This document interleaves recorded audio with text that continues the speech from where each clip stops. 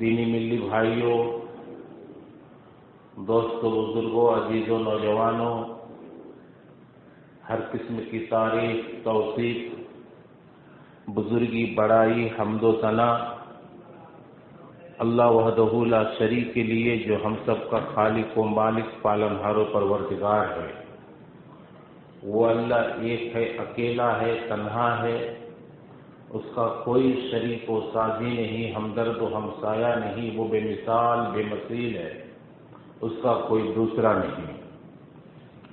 वो अजीम सिफात का मालिक, वो अजीम हस्ती वाला, तमाम तर महासीन और खूबियों से जिसकी ज़ात पुर है, हर तरह के अयूब व नक़ाइस से जिसकी ज़ात पाक है।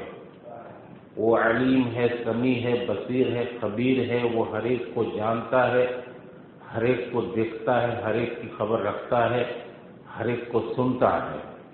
वो अलीम है, अलीम बेज़ात सुदूर है। वो अल्लाम है, वो अल्लाह जिसके कब्ज़े कुदरत में ये सारी कायनात, जिसके इहाता इल्म में ये पूरी दुनिया है, जिसके हुक्म और इजाज़त के बगैर दरख्त का पत्ता भी जुम्बिश कर नहीं सकता। हम सब उसी अल्लाह की तारीफ, हम्द व सना बयान करते हैं, उसी की हम प्रशंसाएं करते हैं, उससे हम अपने गुनाहों की बख्शिश चाहते हैं और उस जात पर हम सब यकीन व ईमान रखते, उस पर भरोसा रखते, एतमाद व तवक्कुल रखते हैं। उस जात की पनाह हम बुरे अमाल से चाहते हैं। वो अल्लाह जिसे हिदायत देता कोई गुमराह कर नहीं सकता, और जिसे हिदायत देना नहीं चाहता कोई दूसरा हिदायत दे नहीं सकता। बिलाशुबा तमाम बातों में बेहतरीन बात रब का कलाम कुरान मजीद है, और तमाम सीरतों में बेहतरीन सीरत जनाब मोहम्मद रसूलुल्लाह सल्लल्लाहु अलैहि वसल्लम की है। और ये भी यकीन मानो, मुसलमानों के तमाम कामों में सबसे बुरा काम, मामलात में सबसे बुरा मामला, आमाल में सबसे बुरा अमल इख्तिराफ दीन है। दीन और शरीयत के अंदर अजसर नौ किसी ऐसी चीज़ का ईजाद करना, जन्म देना, उस पर अमल पैरा होना, जिसका दीन और शरीयत में कोई सबूत ना मिलता हो, जिसकी कोई दलील ना मिलती है, जिसका कोई प्रमाण ना मिलता हो। क्योंकि हर वो नई चीज़ या हर वो नया काम या हर वो नई इबादत जिसे लोग दीन और शरीयत समझकर अंजाम दे रहे हो, उस पर अमल पैरा हो रहे हो और उसका कोई सबूत ना मिलता हो, वो चीज़ बिदअत है।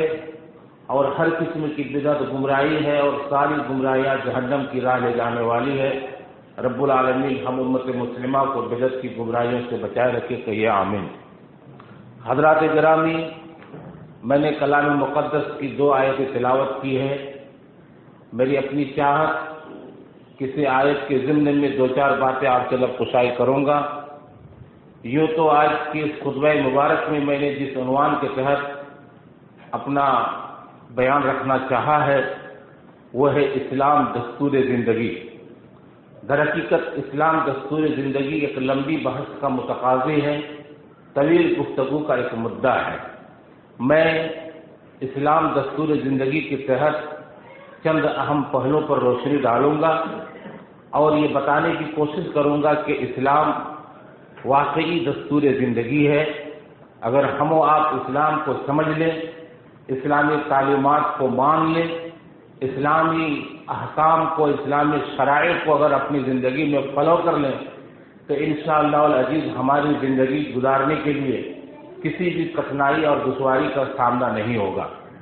हज़रात, अल्लाह पाक इरशाद फरमाता है, अल-यौम अकमलतु लकुम दीनकुम व अतममतु अलैकुम निअमती व रज़ीतु लकुमुल इस्लाम दीना, कि आज मैंने तुम्हारे लिए तुम्हारे दीन को मुकम्मल कर दिया और अपना इनाम व इकराम भी हमने तुम पर पूरा किया।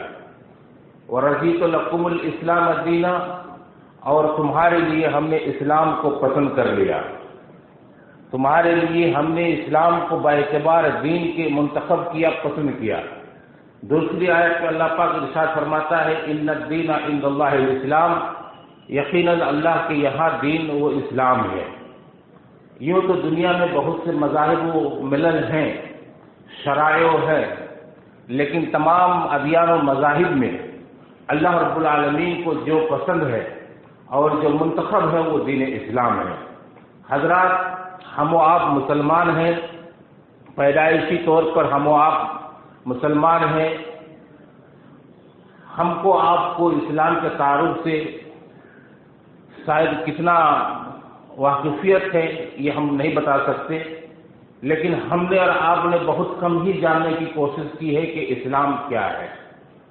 یوں تو اپنا مذہب ہے، ہمارے باپ دادا مسلمان تھے، ہم بھی مسلمان ہیں، ہم نے یوں ہی اس کو یا تو رسمی طور پر سمجھا ہے، لیکن حقیقی اور معنوی طور پر ہم نے بہت کم کوشش کی ہے اسلام کو سمجھنے کی۔ اسلام در حقیقت ایک ضابطۂ حیات دستور زندگی ہے۔ اسلام ایک لائف شیڈول ہے، زندگی گزارنے کا طریقہ و سلیقہ ہے اسلام۔ اسلام زندگی کے تمام شعبوں کو اور تمام پہلوؤں کو اپنی تعلیمات کے تئیں موڑ کے رکھا ہے۔ زندگی کے تمام شعبوں پر اسلامی تعلیم محیط ہے۔ حضرات گرامی، آپ غور کریں اور دیکھیں کہ زندگی کا کوئی بھی معاملہ ہو، اپنے تمام تر معاملات میں، تمام تر پہلوؤں میں اگر آپ غور کریں تو ہر جگہ اسلام کی تعلیم موجود ہے۔ وہاں اسلام ہم کو اور آپ کو رہنمائی ضرور کرتا ہے۔ اسلامی تعلیمات مکمل انسانیت کی مکمل رشد ہدایت کی ضمانت لیتا ہے۔ چاہے ایک انسان کا تعلق سونے جاگنے سے ہو، اٹھنے بیٹھنے سے ہو، چلنے پھرنے سے ہو، کھانے پینے سے ہو، لینے دینے سے ہو، کہنے سننے سے ہو، کسی بھی چیز کے ساتھ اس کا تعلق ہو، چاہے معاملہ تجارت کا ہو، چاہے معاملہ سفارت کا ہو، چاہے معاملہ صحافت کا ہو، چاہے معاملہ سیاست کا ہو، چاہے معاملہ ریاست کا ہو، کوئی بھی معاملہ ہو، ہر معاملے میں اسلام نے اپنی رہنمائی پیش کی ہے۔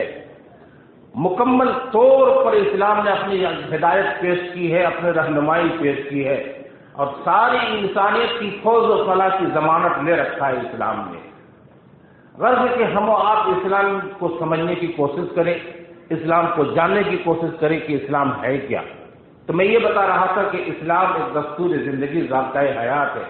زندگی کے تمام شعبوں کو اسلام محیط ہے، ہر شعبے میں اسلامی تعلیمات موجود ہیں حضرات گرامی۔ بس ہم کو اور آپ کو صرف جاننے کی ضرورت ہے، ماننے کی ضرورت ہے۔ اگر آپ غور کر کے دیکھیں تو کوئی بھی شعبہ اس سے خالی نہیں جا سکتا۔ ہر شعبے کو اسلامی تعلیمات، ہر شعبے پر اسلامی تعلیمات مبنی ہے، اور ہر شعبے میں اسلامی تعلیمات موجود ہے۔ حضرات گرامی، حضرت سلمان فارسی رضی اللہ تعالیٰ عنہ کا نام اس میں گرامی آپ نے سنا ہوگا۔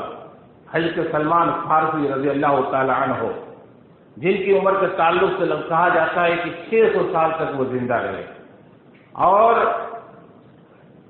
حضرت سلمان فارسی نے شاید کہ دنیا کے کسی مذہب کو چھوڑا ہو، ہر مذہب کو اختیار کر کے دیکھا۔ کئی مذاہب کو اس نے اختیار کیا، لیکن اخیر میں آ کر کے جناب محمد رسول اللہ صلی اللہ علیہ وسلم کے تعلق سے سنا، آپ کی علامت نبوت علامت کے تعلق سے سنا، اور اس نے اسلام قبول کر لیا، پھر وہ مسلمان ہو گیا۔ کون؟ حضرت سلمان فارسی رضی اللہ تعالیٰ عنہ۔ وہ سلمان فارسی کہا کرتے ہیں، وہ سلمان فارسی کہا کرتے ہیں کہ یہودی انہیں طنز مارا کرتے تھے۔ کیا طنز مارا کرتے تھے؟ کہ نبیکم یعلمکم کل شیء حتی الخراء، کہ تیرا نبی تجھے ہر چیز کی تعلیم دیتا ہے، یہاں تک کہ پیشاب و پاخانہ کی بھی تعلیم دیتا ہے۔ قربان جاؤ ایسے نبی رحمت پر، جس نے ہم کو اور آپ کو پیشاب و پاخانہ قضائے حاجت میں بیٹھنے کی بھی تعلیم دی ہے، اور کس طرح قضائے حاجت سے ہم فارغ ہونے کے بعد ہم کس طرح کیا کام کریں، ان تمام چیزوں کی تعلیم اسلام نے دی ہے۔ تو حضرت سلمان فارسی رضی اللہ تعالیٰ عنہ کہتے ہیں کہ یہودی طنز مارا کرتے تھے، کہتے تھے نبیکم یعلمکم کل شیء حتی الخرا، کہ تمہارا نبی تمہیں ہر چیز کی تعلیم دیتا ہے، یہاں تک کہ پیشاب و پاخانہ کی بھی تعلیم دیتا ہے۔ یہ تو اسلام ہے مسلمانوں، جس نے ہر زندگی گزارنے سے لے کر کے زندگی ختم کرنے تک کی بھی تعلیم دیتا ہے۔ یہ اسلام ہے مسلمانوں۔ جب ایک بچے کی پیدائش ہوتی ہے، بچے کی عمر جب 7 دن کی ہوتی ہے، اسلامی قانون کے مطابق، اسلامی احکام کے مطابق اس بچے کے نام سے عقیقہ کیا جاتا ہے۔ اسی بچے کی عمر جب 7 سال کی ہوتی ہے تو پھر اس بچے پر نماز فرض ہوتا ہے، تو نماز فرض ہوتی ہے۔ اس بچے کی عمر جب 10 سال کی ہوتی ہے تو اس پر قربانی کی تعلیم دی جاتی ہے۔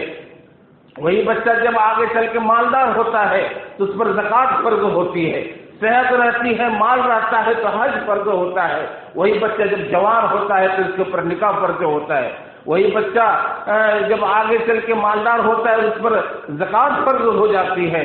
اور جب وہ بچہ مرنے کے قریب ہوتا ہے تو اسلام مرنے کی بھی تعلیم دیتی ہے کہ تمہیں مرنا ہے تو کیسے مرنا، ولا تموتن الا وانتم مسلمون کہہ کر کے کہا ہے کہ تمہاری موت بھی حالت اسلام میں ہونی چاہیے۔ اور یہاں تک کہ مرنے کے بعد قبر میں کیسے رکھا جائے اس کی بھی اسلام تعلیم دیتا ہے۔ کفن سے لے کر کے قبر میں رکھے جانے تک اسلام تعلیم دیتا ہے۔ حضرات گرامی، ہم کو اور آپ کو صرف جاننے کی ضرورت ہے، سمجھنے کی ضرورت ہے، ورنہ اگر دستوری زندگی کے تعلق سے اگر غور کریں تو کئی پہلو اس سلسلے میں کھلیں گے اور کئی طرح کے باب منعقد ہوں گے، کئی ابواب ہوں گے۔ میں ان تمام چیزوں پر بحث تو نہیں کر سکتا، میں ان تمام چیزوں پر گفتگو تو نہیں کر سکتا، چند اہم باتوں پر گفتگو کروں گا۔ آج کے اس دور میں اسلام کے تعلق سے یہ غلط فہمی پھیلائی جاتی ہے، اور یہ غلط فہمی بڑی زوردار طریقے سے پھیلائی جاتی ہے کہ اسلام یہ تشدد کا مذہب ہے، اسلام یہ دہشت گردی کا مذہب ہے۔ اس طرح کی جو افواہ اور لوگوں میں اس طرح کی غلط فہمی پھیلائی جاتی ہے، اس تعلق سے اگر آپ غور کریں گے اسلام کی کیا تعلیم ہے تو حقیقت یہ ہے کہ آپ اپنی انگلیوں کو کاٹنے پر مجبور ہو جائیں گے۔ اسلام نے ایسی تعلیم دی ہے، آپ یقین مانو یہی جمعہ کا دن ہے، یہی جمعہ کا دن ہے، یہ پہلی صف یہاں موجود ہے۔ اگر کوئی آدمی وہاں پیچھے سے آ کر کے لوگوں کو چیرتے ہوئے، کندھے پہ ہاتھ رکھتے ہوئے اگر آگے آنا چاہے گا تو وہ آدمی گناہگار ہوگا اسلام کی نظر میں۔ کیوں؟ اس لیے کہ وہ آدمی جن لوگوں کو چیرتے ہوئے آیا تھا اس کو کیا پتا کس کی پیٹھ میں، کس کی گردن میں، کس کے بازو میں کیا تکلیف ہے، کیا گھاؤ ہے، کیا زخم ہے، کتنوں کو اس نے تکلیف دے کر کے آگے آیا ہے۔ حالانکہ آگے آنے کی، آگے بیٹھنے کی جہاں فضیلت ہے وہیں کسی کو چیرتے ہوئے آنے کی ممانعت بھی ہے۔ یہ اسلام ہے مسلمانوں، احترام انسانیت کا اس قدر اہتمام ہے کہ اسلام یہ نماز کے وقت کوئی آدمی اگر کچا پیاز، کچا لہسن کھا کر کے آتا ہے تو اس سے بھی منع کیا گیا، اس لیے کہ تم تو کچا پیاز، کچا لہسن کھائے ہو، تمہارے قریب کے آدمی کو بدبو لگے گی، اس کو خراب لگے گا، اس کا بھی اہتمام اسلام نے کیا ہے۔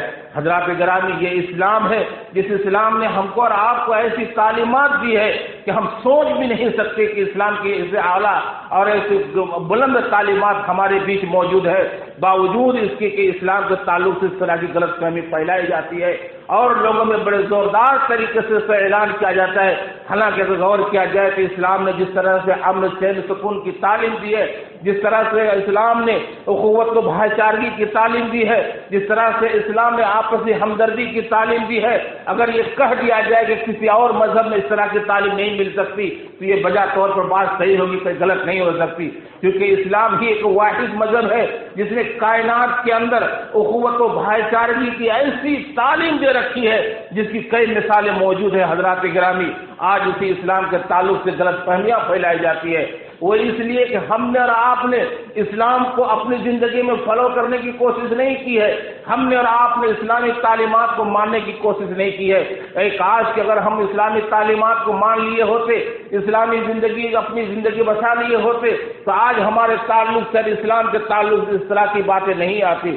اسلام نے جہاں امن کی تعلیم دی ہے، جہاں سکون کی تعلیم دی ہے، وہیں پر آپ کو یہ بات بھی معلوم ہونا چاہیے، اسلام نے کہا المسلم من سلم المسلمون من لسانه ويده والمهاجر من هاجر ما نهى الله عنه۔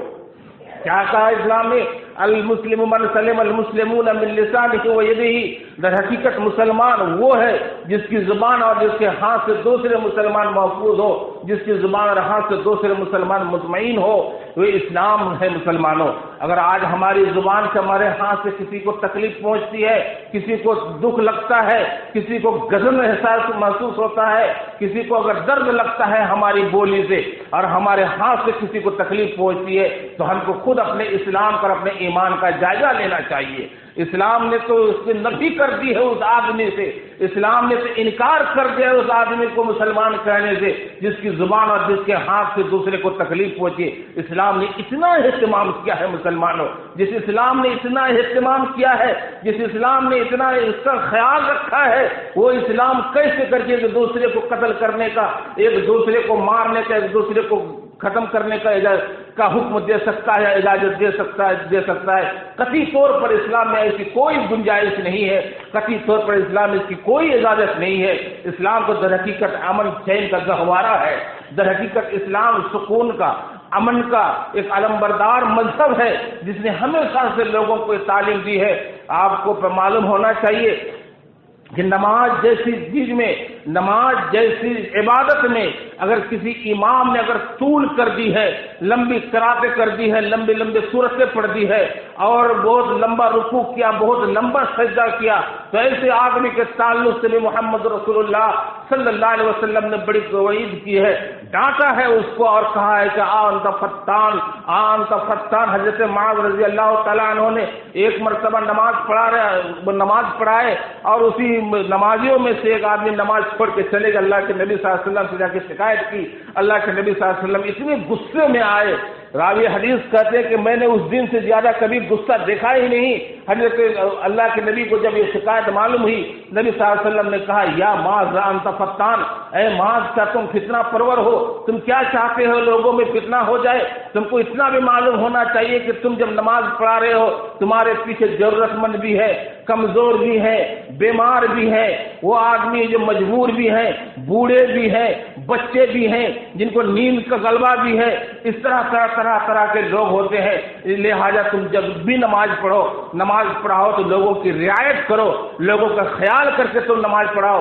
لمبی تم دو چار سورتیں پڑھ کے ایک رکعت کرو گے تو کیسے کر کے لوگ گوارا کر لیں گے؟ حضرات گرامی، یہ تو وہ اسلام ہے جس اسلام نے اتنا دور تک خیال رکھا ہے، جس اسلام نے اتنا اہتمام کیا ہے، جس اسلام نے اس کا لوگوں کا لحاظ رکھا ہے، جس احترام انسانیت کی قدر اور احترام انسانیت کا ایسا پاس و لحاظ رکھا ہے کہ ہم اور آپ اس کا تصور بھی نہیں کر سکتے، سوچ بھی نہیں سکتے۔ حضرات گرامی، حضرت معرور کہتے ہیں میں نے ملاقات کیا کس سے؟ حضرت معرور کہتے ہیں کہ میں نے ملاقات کیا ابو ذر رضی اللہ تعالیٰ عنہ سے مقام ربضہ میں، جس مقام ربضہ میں حضرت ابو ذر کا انتقال بھی ہوا اور وہاں وہ مدفون بھی ہوئے۔ مقام ربضہ میں حضرت ابو ذر رضی اللہ تعالیٰ عنہ سے ملاقات ہوئی۔ کیا ملاقات ہوئی؟ کہتے ہیں کہ میں نے دیکھا کہ حضرت ابو ذر پر حلہ ہے اور اس کے غلام پر بھی حلہ ہے۔ حلہ کہتے ہیں ایک رنگ کے دو جوڑے کپڑے کو، جیسے یہ پاجامہ اور پنجابی دونوں کے دونوں سفید ہیں یا دونوں کے دونوں لال ہو، دونوں کے دونوں بلو ہو، دونوں کے دونوں نیلے ہو، ایک رنگ کے دو جوڑے کپڑے کو حلہ کہتے ہیں۔ تو حضرت معرور کہتے ہیں کہ میں نے دیکھا حضرت ابو ذر اور حضرت ابو ذر کے غلام کے ساتھ دونوں ایک ہی طرح کے کپڑے پہنے ہوئے۔ میں نے پوچھا کیا معاملہ ہے، تم کہاں مالک ہو، وہ کہاں تمہارا غلام ہے، تم دونوں ایک ہی طرح کے کپڑے پہنے ہو؟ تو اس نے کہا کہ معاملہ یہ ہے کہ انی صابرت ھذا فعیرتہ بامہ، میں نے اس آدمی کو ایک مرتبہ گالی دیا تھا اور اس کی ماں کو لے کر کے میں نے آر دلایا تھا۔ اللہ کے نبی صلی اللہ علیہ وسلم کو پتہ چل گیا، آپ کو جیسے ہی معلوم ہوا کہ حضرت ابو ذر نے اس آدمی کو گالی دیا ہے اور اس سے کیا کیا ہے، ماں کے ساتھ اس کا آر دلایا ہے، اللہ کے نبی صلی اللہ علیہ وسلم نے کہا کہ سنو ابو ذر، انک انت امرؤ فیک جاہلیہ، تم ایسا آدمی ہو کہ تمہارے اندر جاہلیت ہے، تم ایسا آدمی ہو تمہارے اندر جاہلیت ہے، تم نے اس کی ماں کا لے کر کے آر دلائے ہو۔ سنو، یہ تمہارا غلام تمہارا معاون ہے، یہ تمہارا خادم ہے، یہ ایسا نہیں کہ تمہارا غلام ہے تو تم جو چاہو کر لو، نہیں، اتنا ہی تم اس کو مکلف کرو، کام اتنا ہی اس کو بوجھ ڈالو جتنا کہ وہ برداشت کر سکے، اور اگر زیادہ ہو تو تم بھی اس کا ساتھ دو، تم وہی اس کو پہناؤ جو تم پہنتے ہو، تم وہی کھلاؤ جو تم کھاتے ہو۔ یہ تو اسلام نے غلام کے ساتھ ایسے برتاؤ کرنے کا حکم دیا ہے۔ تو حضرت ابو ذر کہتے ہیں کہ اس دن سے میں نے اپنے لیے وہی کپڑا پسند کیا جو اپنے غلام کے لیے میں نے پسند کیا، میں وہی کھاتا ہوں جو اپنے غلام کو کھلاتا ہوں۔ حضرت گرامی، یہ تو اسلام ہے جس اسلام کی تعلیمات کے تئیں ہم کو اور آپ کو زندگی گزارنے کا ایسا سنہرا موقع ملا ہوا ہے، ہم اچھی طرح سے زندگی گزار سکتے ہیں اور ایک بہترین زندگی گزار سکتے ہیں۔ شرط یہ ہے کہ ہم پہلے اسلام کو سمجھنے کی کوشش کریں۔ آپ کو پتہ ہونا چاہیے کہ اسلام نے ہمیں پردے کی تعلیم دی ہے، اسلام نے ہمیں عزت کی تعلیم دی ہے، اسلام نے ہمیں غیرت کی تعلیم دی ہے۔ یہ اسلام ہے جو جامع تعلیمات کا ایک منظم مذہب ہے اور ایک باقاعدہ ایک ایسا مذہب ہے جس نے ہر موڑ کی، ہر گوشے کی، ہر فکر کی، ہر پہلو کی تعلیم دی ہے اور مکمل انسانیت کی رشد ہدایت کی ضمانت لے رکھا ہے۔ حضرات گرامی، ہم کو اور آپ کو صرف جاننے کی ضرورت ہے، سمجھنے کی ضرورت ہے۔ اے کاش کہ اگر ہم اس چیز کو سمجھ لیے، اے کاش کہ اگر ہم ان چیزوں کو جان لیتے اور سمجھ لیتے تو ہمارے لیے کتنی بڑی خیر کی بات ہوتی کہ یہ اسلام ہمارا دستور زندگی ہے، ضابطۂ حیات ہے، ایک لائف شیڈول ہے، یہ اسلام ہے۔ مسلمانوں، اس تعلق سے میں آپ کو بتاؤں، جس وقت دہلی میں گینگ ریپ کا واقعہ پیش آیا تھا، لوگ طرح طرح کے کامنٹ کرنا شروع کیے تھے اور طرح طرح کے رائے تبصرے دے رہے تھے کہ بلاکاریوں کا کنٹرول کیسے کیا جا سکتا ہے، اس طرح کے واردات جو ہو رہے ہیں ملک بھر میں اس کو کیسے کر کے روکا جا سکتا ہے۔ کئی طرح کے لوگوں نے کئی طرح کی رائے دی تھی، ان میں سے ایک فلمی اسٹار نے یہ رائے دی تھی کہ اگر ہندوستان میں اس طرح کے واردات کو روکنا چاہتے ہو تو اسلامی تعلیمات لاگو کرنا پڑے گا، اس کے بغیر اس طرح کے واردات پر کنٹرول نہیں کیا جا سکتا۔ مسلمانوں، یہ اسلام ہے جس نے عورت کو بغیر پردے کے گھر سے نکلنے کی اجازت نہیں دی ہے، یہ اسلام ہے جس نے عورتوں سے زیادہ مردوں کو پردہ کرنے کا اہتمام کیا ہے کہ تم اپنی نگاہوں کو نیچی رکھو، تم اپنی نگاہوں کو خبردار غیر محرم خبردار تم کسی عورت کی طرف مت لگاؤ، تم اپنی نگاہوں کو تم نیچی رکھو، اس کی طرف کبھی مت تاکا کرو۔ یہ اسلام ہے مسلمانوں۔ اے کاش اگر ہم اس کو سمجھ لیے ہوتے اور جان لیے ہوتے تو آج ہم اپنے اولاد کی، اپنے گھر کی، اپنے معاشرے کی، اپنے اصلاح کی ہمارے پاس ضرور فکر ہوتی ہے، ہم اس کو غور فکر کے ساتھ اپنی اصلاح کر لیے ہوتے۔ لیکن بات یہ ہے کہ ہم نے اور آپ نے اسلام کو سمجھا کہاں، ہم نے اور آپ نے اسلام کو جانا کہاں؟ ہم نے تو بس اتنا ہی جانا کہ ہم مسلمان، ہمارے باپ دادا مسلمان سے، ہمارے پردادا مسلمان سے۔ نئے مسلمانوں، یہ اسلام کی حقیقت اگر جاننی ہو اور اسلام کی حقیقت چاشنی اگر سمجھنی ہو تو ان سے پوچھو جو کبھی غیر تھا آج وہ اسلام کے دائرے میں آیا ہے، وہ کیسے کر کے آیا ہے اسلام کے دائرے میں۔ اسلام نے ایسی ایسی تعلیمات دے رکھی ہے۔ میں آپ کو بتاؤں، امام بخاری رحمۃ اللہ علیہ نے ایک روایت نقل کی ہے، حضرت عائشہ کہتی ہے کہ جب بھی میں مسجد کا آتی تھی تو ایک باندھی کہتی تو یوم العشاء من تعجب ربنا الا انه انجاني من بلدة الكفر انجاني ويوم العشاء من تعجب ربنا الا انه انجاني من بلدة الكفر۔ کیا کہتی ہے کہ ایک باندھی کہا کرتی تھی کہ ہار کا دین میرے رب کے تعجب، میرے رب کے عجیب دینوں کا ایک دین ہے، میرے رب کے کرشمہ کے دینوں کا ایک دین ہے ہار کا دین، کہ اس نے مجھے کفر کے بازار سے، کفر سے نجات دلائے۔ واقعہ کیا ہے؟ واقعہ یہ ہے کہ ایک باندھی تھی، ایک عورت تھی جو مسجد کے کسی کنارے میں رہا کرتی تھی۔ اس عورت کے اپنے غسل کے لیے کسی پوکھر میں گئی تھی، معمول کے مطابق اپنے ہار کو اتار کے رکھ دیا تھا عورت نے، کہ عورت اپنے ہار کو اتار کے رکھ دیتا اور چیل آ کر کے اس ہار کو اٹھا کے لے کے چلی گئی۔ اب سارے لوگوں نے الزام لگا دیا اسی باندھی کے اوپر الزام لگا دیا کہ یہ ہار اسی نے چوری کی ہے۔ اب ظاہر سی بات ہے کہ جس کا کوئی مالک نہیں، جس کا کوئی آگے پیچھے نہیں، اس کے اوپر ہر کسی کی نظر ہوتی ہے، ہر کوئی اسی کو داغ لگاتا ہے۔ اب وہ اتنی مشکوک ہو گئی، اتنے اس کے اوپر شک کے دائرے لگ گئے، اس کو تلاش کرنے لگے، پوچھنے لگے۔ راوی حدیث بتاتے ہیں وہ لڑکی کہتی ہے کہ حتی فتشو یہاں تک کہ لوگوں نے میری شرمگاہ تک چیک کیا کہ کہیں اس نے اپنی شرمگاہ میں اس ہار کو چھپا کے تو نہیں رکھا ہے۔ یہ حال تھا، یہ پوزیشن تھی کہ عورت کی شرمگاہ میں لوگ تلاش کرنا شروع کیے۔ اتنے میں وہ چیل، وہ کوا جس نے ہار لے کے گیا تھا، وہ ہار اوپر سے سامنے گرا دیا، اور جیسے گر گیا تو سبوں کو یقین ہو گیا کہ واقعی اس عورت نے چوری نہیں کیا تھا بلکہ یہ ہار چیل نے اور اسی جانور نے لے گیا تھا۔ اس وقت کہا کہ اللہ تو نے مجھے نجات دلائی ہے۔ اسی وقت کہا کہ میں اس دھرم میں، میں اس مذہب میں کیسے رہ سکتا ہوں جس میں بدگمانی ہے، جس میں لوگوں کے اندر خیر گمان ہے نہیں، ایک حسن ظن کا کوئی دائرہ نہیں ہے، میں اس مذہب میں نہیں رہ سکتی۔ وہ آتی اللہ کے نبی صلی اللہ علیہ وسلم کے پاس اور وہ اسلام قبول کر لیتی ہے، اور وہ شعر پڑھتی ہے، وہ یوم الوشاہ من تعجب ربنا علی انہ من بلدۃ الکفر انجانی، کہ ہار کا دین میرے رب کے عظیم کرشمہ ساز دین ہے، جس دین کے اللہ رب العالمین نے مجھے کفر کے بازار سے نجات دلائی ہے۔ حضرات گرامی، یہ تو وہ اسلام ہے جس نے ایک دوسرے کے تعلق سے حسن ظن رکھنے کی تعلیم دی ہے، ایک دوسرے کے تعلق سے اچھے خیال رکھنے کا پیغام دیا ہے۔ لیکن آج ہم مسلمان ہیں کہ ہمارا خیال ایک دوسرے بھائی کے تعلق سے اچھا نہیں ہوتا، ایک دوسرے بھائی کے تعلق سے اچھی رائے نہیں ہوتی۔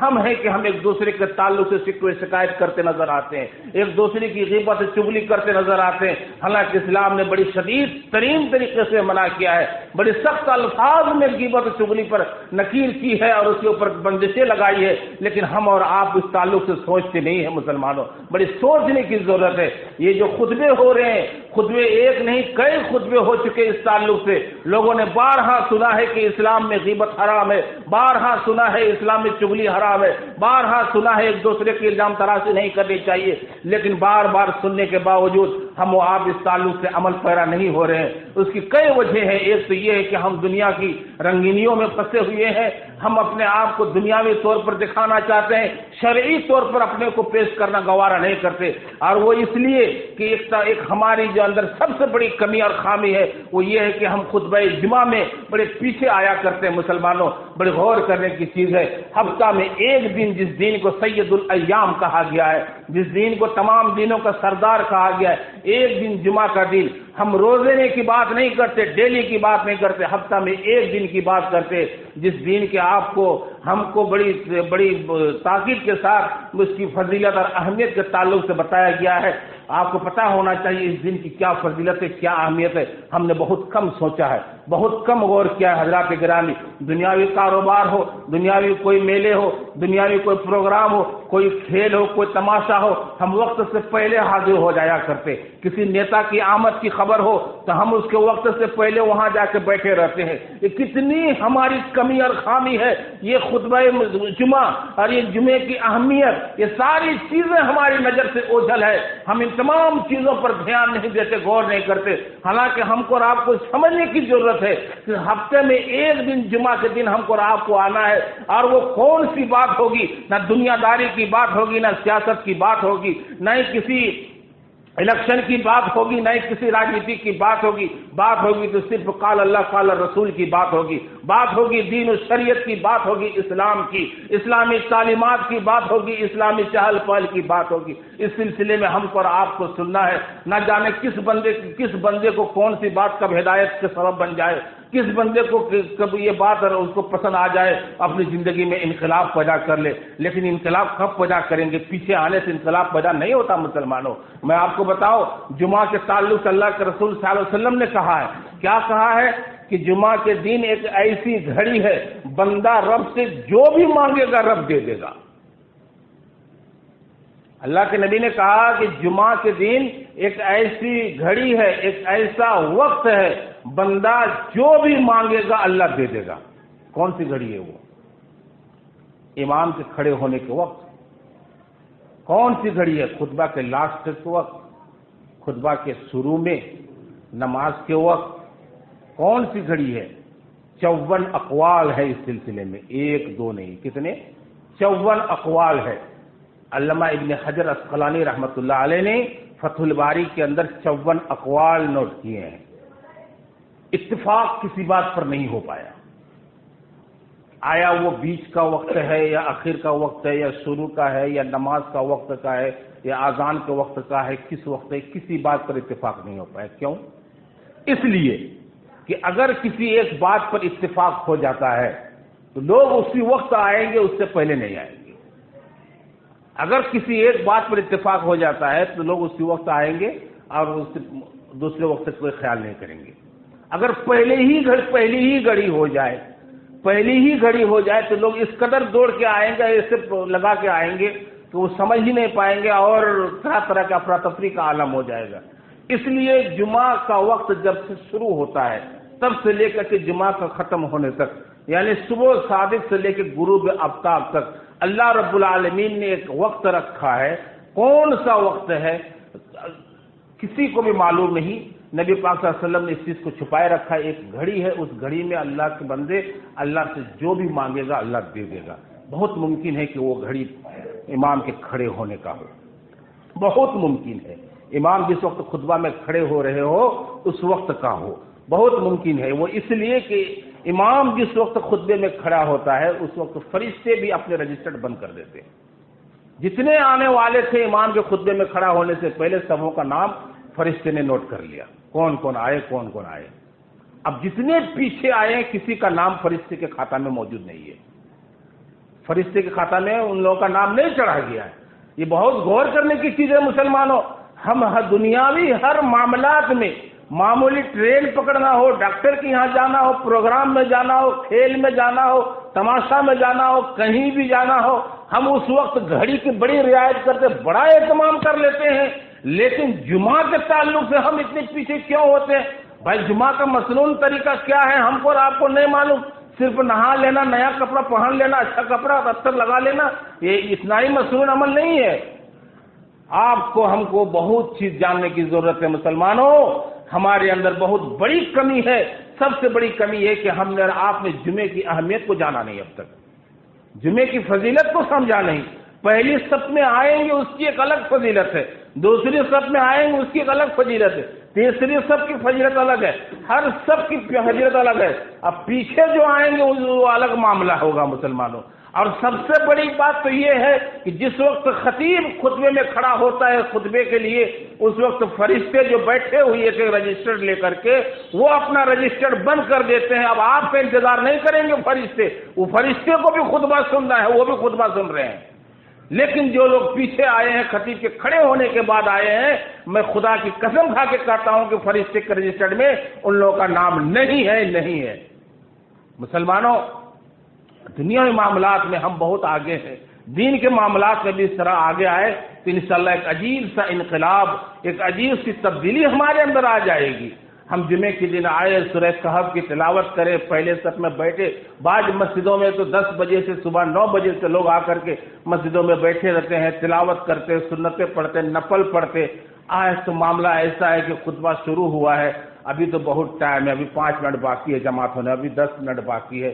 یہ لوگ سن پا رہے ہیں، لاؤڈ اسپیکر ہے، آواز ہی سے پتہ لگا لیتے ہیں ابھی تو اور ٹائم ہے، بھائی چلنا ہے، بعد میں کیا ہے، 2 رکعت کی نماز تو پڑھنی ہے۔ نہیں مسلمانوں، اس طرح کھیل مت بنائیے۔ جمعہ کی نماز کو، خطبہ جمعہ کو اللہ کے واسطے کھیل اور تماشا مت سمجھے۔ آپ دنیا کے ہر معاملات میں بہتر ہیں، آپ دنیا کے ہر معاملات میں آگے ہیں، ہر چیز میں آپ پیش رہتے ہیں، تو دین کے معاملے میں بھی آپ پیش آنے کی کوشش کریں۔ میں نے کہا آپ کو، اور ایک چیز میں آپ کو بتا دینا چاہتا ہوں کہ آپ جب بھی مسجد کو آئے، چاہے جمعہ کا ہو یا ظہر کا ہو یا عصر کا ہو، اپنے گھروں سے وضو بنا کے آئے، بہتر ہوگا۔ جی، میں منع نہیں کرتا یہاں وضو بنانے کے لیے، اور مسجد میں وضو بنانے کے اوپر میں فتویٰ نہیں دے رہا ہوں، لیکن میں کہہ رہا ہوں کہ گھروں سے وضو بنا کے آئے، وہ اس لیے کہ اب تک میں نے کسی بھی کتاب میں یہ نہیں پایا ہے کہ لوگ یا صحابہ کرام مسجد میں آ کے وضو بناتے تھے، بلکہ اس کے علاوہ اس کے الٹے کیا ہے کہ لوگ وضو کر کے مسجد کو چلتے تھے۔ لوگ وضو کر کے مسجد کو چلیں گے، جتنے قدم چلیں گے اتنے ثواب ہوں گے، اتنے نیکیاں بڑھیں گی، اتنے گناہ اس سے گھٹیں گے۔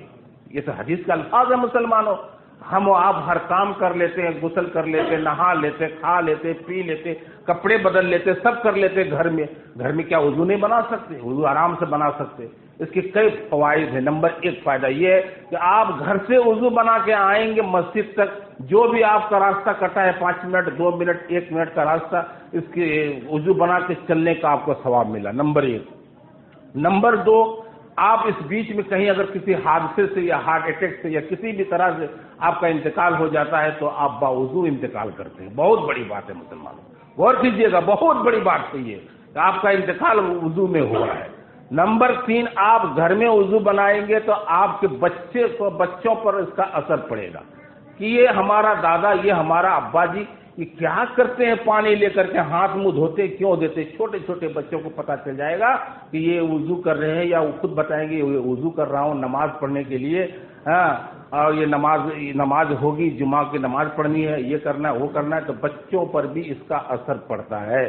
مسلمانوں بڑی غور کرنے کی چیز ہے، سمجھنے کی چیز ہے، ہم کو آپ کو جاننے کی چیز ہے۔ اس لیے جمعے کی فضیلت اور اہمیت کو برقرار رکھتے ہوئے آئندہ ہم آگے آنے کی کوشش کریں۔ کون سا وقت ہے؟ 30 منٹ کا وقت ہے، 40 منٹ کا وقت ہے، 1 گھنٹہ کا وقت ہے، یہ کوئی بڑا وقت ہے نہیں۔ نیتا کب آئے گا؟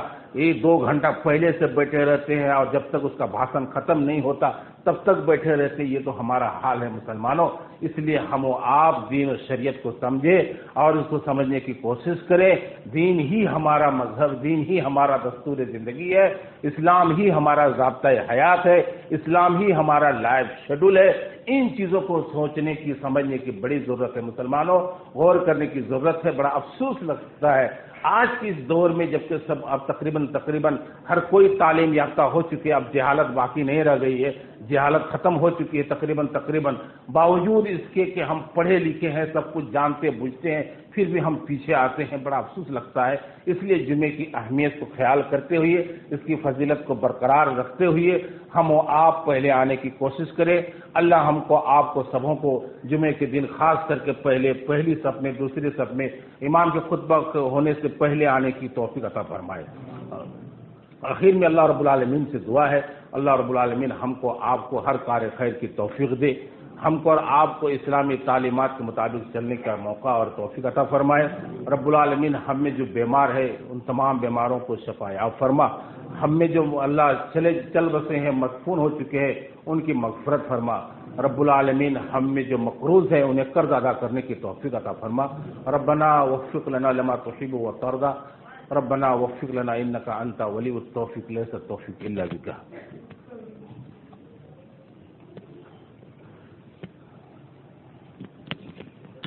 ان الحمد لله نحمده ونستعينه ونستغفره ونؤمن به ونتوكل عليه ونعوذ بالله من شرور انفسنا ومن سيئات اعمالنا، من يهده الله فلا مضل له ومن يضلل فلا هادي له، واشهد ان لا اله الا الله وحده لا شريك له، واشهد ان محمدا عبده ورسوله، اما بعد، ان الله وملائكته يصلون على النبي، يا ايها الذين امنوا صلوا عليه وسلموا تسليما، اللهم صل على محمد وعلى ال محمد كما صليت على ابراهيم وعلى ال ابراهيم انك حميد مجيد، اللهم بارك على محمد وعلى ال محمد كما باركت على ابراهيم وعلى ال ابراهيم انك حميد مجيد، ان الله يأمر بالعدل والاحسان وايتاء ذي القربى وينهى عن الفحشاء والمنكر واذكروا الله يذكركم وادعوه يستجب لكم ولذكر الله تعالى جل ثناؤه اكبر۔